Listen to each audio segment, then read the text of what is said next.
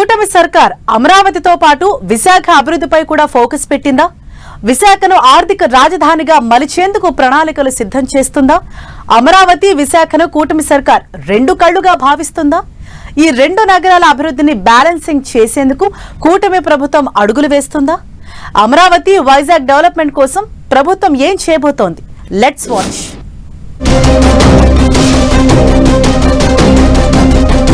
ఏపీకి అద్భుతమైన రాజధానిని నిర్మించడమే లక్ష్యంగా సీఎం చంద్రబాబు అహర్నిశలు కృషి చేస్తున్నారు.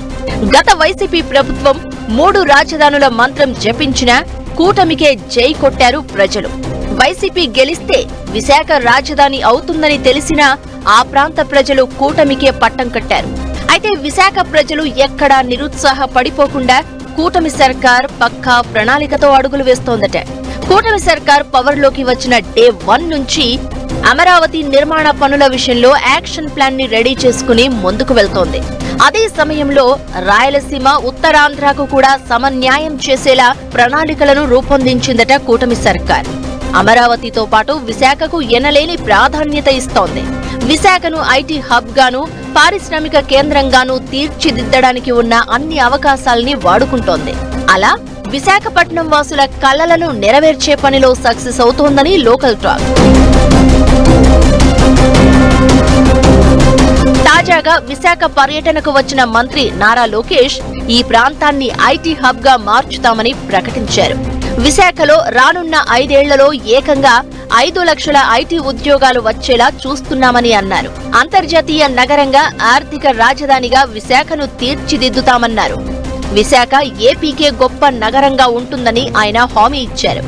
విశాఖ గురించి గొప్పగా చెప్పడమే కాకుండా విశాఖకు కూటమి ప్రభుత్వం ఏం చేసింది, ఏం చేయబోతోంది క్లారిటీ ఇచ్చేశారు లోకేష్. ఇలా విశాఖ రాజసం కానీ, రాజధాని హోదా కానీ ఎక్కడా తగ్గకుండా ప్రభుత్వం ముందుకు వెళ్లేలా కనిపిస్తోందని లోకల్ పీపుల్స్ చర్చించుకుంటున్నారట. మంత్రి లోకేష్ మొత్తం విశాఖ అభివృద్ధిపై ఫోకస్ పెడితే సీఎం చంద్రబాబు అమరావతి గురించి ఎక్కువగా చెబుతూ ఉంటారు. ఏ సభకు వెళ్లినా, ఏ కార్యక్రమానికి వెళ్లినా అమరావతి అద్భుతంగా తీర్చిదిద్దుతామని చంద్రబాబు ప్రస్తావిస్తారు. ఇలా 2 నగరాలను డెవలప్ చేసేలా కూటమి సర్కారు దూసుకెళ్తోందని అన్ని వర్గాలు చర్చించుకుంటున్నాయి. ఈ విషయంలో విశాఖ జనాలు కూడా ఫుల్ ఖుషవుతున్నారట. ఏదేమైనా అమరావతి, విశాఖ రెండింటినీ కరెక్ట్ గా బ్యాలెన్స్ చేసుకుంటూ వెళ్తున్నారని బలమైన టాక్ జనాల్లోకి వెళ్లిపోయిందట.